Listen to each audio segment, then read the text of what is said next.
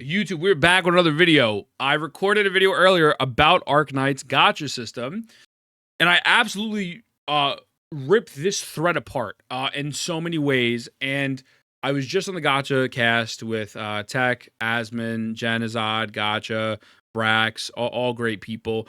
And the Gacha system was broken down to me and how it actually works. And I want to really shed light to it because I do think there's a lot of misinformation because it is very convoluted. It sounds stupid, and it just is really complicated for no reason. But I do believe with what the bald man said, and that it could be one of the better gacha systems depending on the reward currency. So pretty much, and I have some screenshots in my Discord that we're going to go over.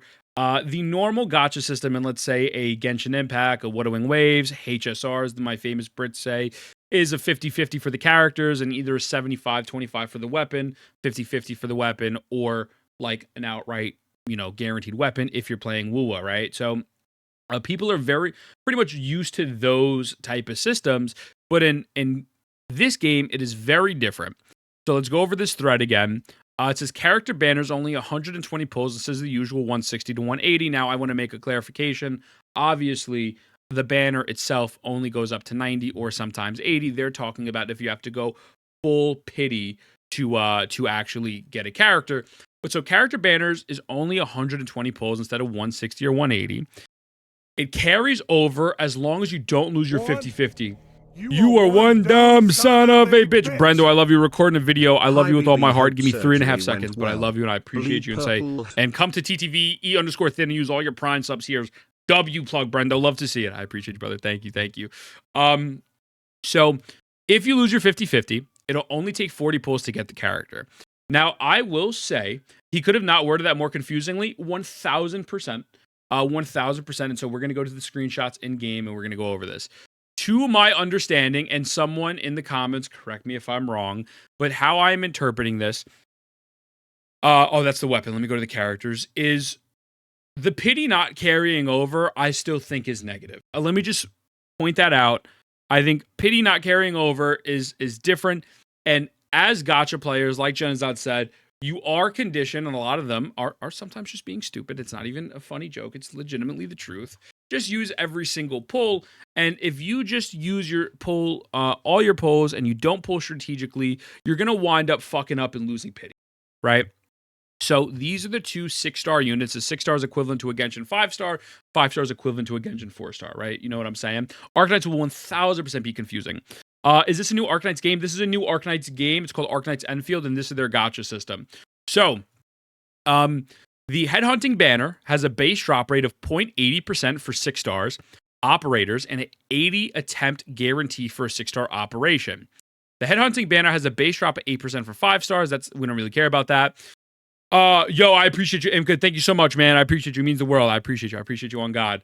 If you make 65 headhunting attempts without getting a 6-star operator, every subsequent headhunting will enjoy a plus 5% drop rate. So 65 is the soft pity, right?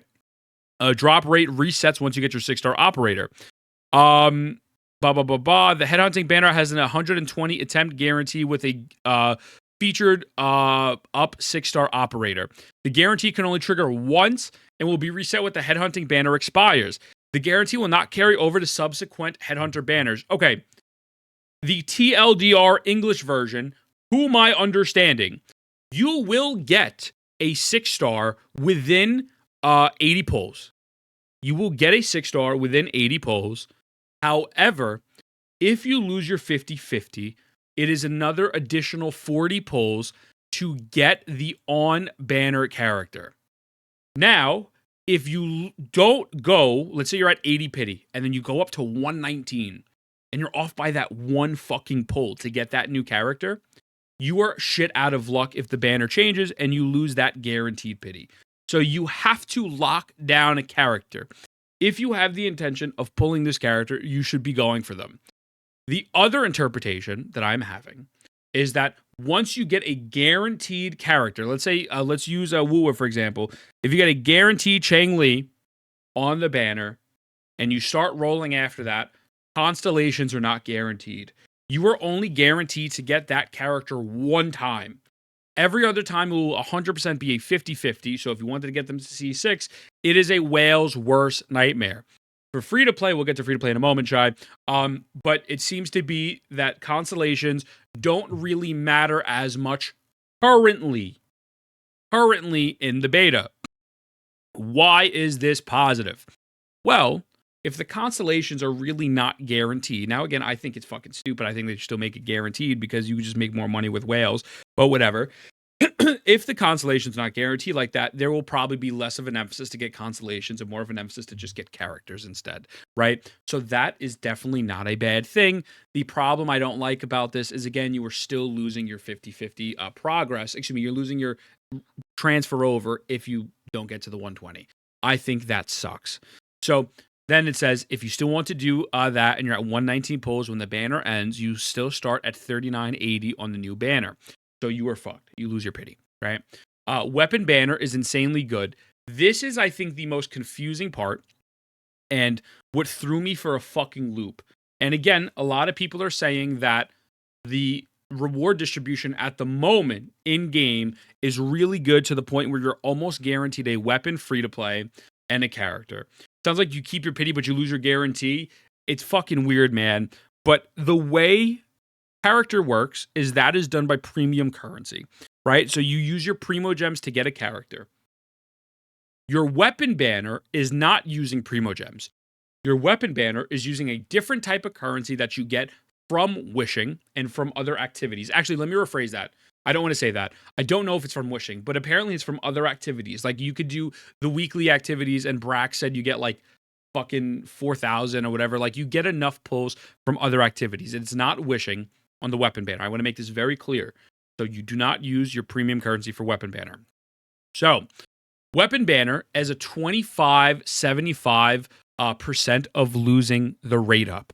This sounds fucking horrendous at first glance. It sounds absolutely horrible. It really does.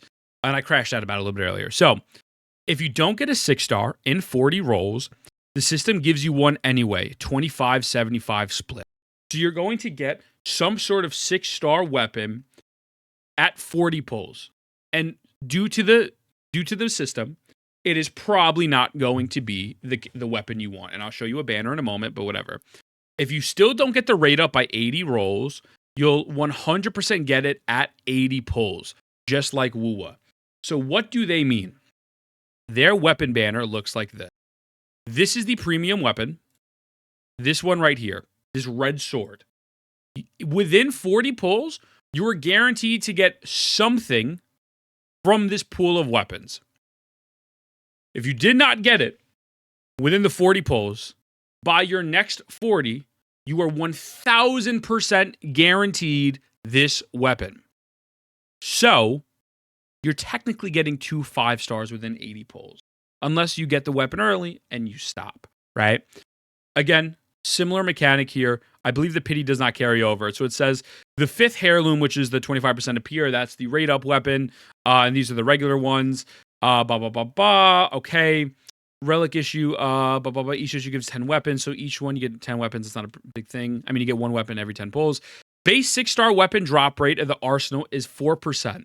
Every 4 issue attempts is guaranteed to drop a 6-star weapon, so every 40 pulls. The guarantee is not shared with other arsenal banners, so it doesn't look like the pity's carrying over.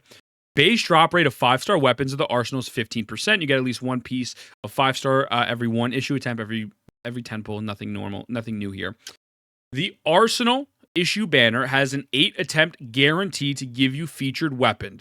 This guarantee can only trigger, will be reset when the banner expires, and will not carry over to subsequent Arsenal issue banners. So again, the pity is not carrying over. However, in the 80 pulls, you are guaranteed this weapon, and it is not using primo gems. I believe, my understanding, at the current state of the game, you actually have to play the game and possibly do some sort of wishing. Not carrying pity, I think, is a problem. However, how can this problem be mitigated? I think this 1,000% depends on the pull distribution economy. If they are giving you, let's say, 70 pulls per patch for a weapon banner for free, and maybe you got to spend a couple fucking $10 for $20 for an extra 10 pull, I don't think this is horrible, and I think while the carrying over pity might suck, especially for the casual player who doesn't know what they're doing, it's really not that bad if you pay attention. Now, I will say this is very hard to keep track of. I'm still a little confused about it. It's fucking weird, but it genuinely does have potential. And the same thing with the character banner. If you are getting enough pulls to get yourself one character or close enough, out of 120 pulls, I get maybe 100. I wouldn't mind dropping a fucking $20, $40 to get a character.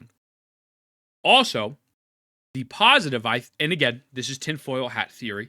There's no confirmation yet.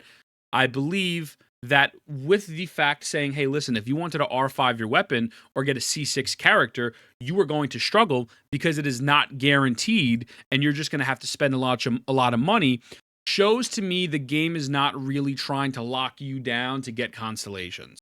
And I think that's a good thing. I think less constellations is good. I think less farming for that stuff is just a massive W. I don't think that is bad at all. So it has the potential to be fucking amazing. I think it's super convoluted. I think it's too wordy. And I think the pity should absolutely carry over. I think that's fucking stupid. And I think that's dumb as hell. But the actual process, if there's enough pulls and the economy is good, I think it's valid. I think it's valid. It's horrible to whale on the game for multiple copies or refinements. Exactly. And and again, I don't know why they don't just make it guaranteed and let people whale, especially if tech is right and it's only like a 30 to 40% buff to your character as opposed to 200 to 300. Just let the whale spend money. I think it's a stupid business decision. But for free-to-play players, the real big negative is pity not carrying over. Everything else is pretty fucking solid. It's pretty fucking solid. Exactly what you said, Viper. From watching streams, it seems like Constellation's barely an upgrade for most. Exactly. And so that is why this can be conceived as a good thing. But a lot of people, including myself, I'm 1000% guilty of it, misconstrued this as a horrendous system that's super predatory. So we'll see what happens. I think that there needs to be work. And again, it's a completely up in the air. Maybe at the beginning of the game, they give you a fuck ton of currency and they do a 180, and come patch 1.4 or 1.5, they fucking give you 50 pulls out of the 120 and you're fucked. I don't know. But yeah, it's interesting. It's definitely interesting to say the least. So I won't knock them for trying something different, but I just think there's some things here that I think they could easily fix. So with that being said, thank you for watching. I love you, and I'll see you in the next one. Mwah.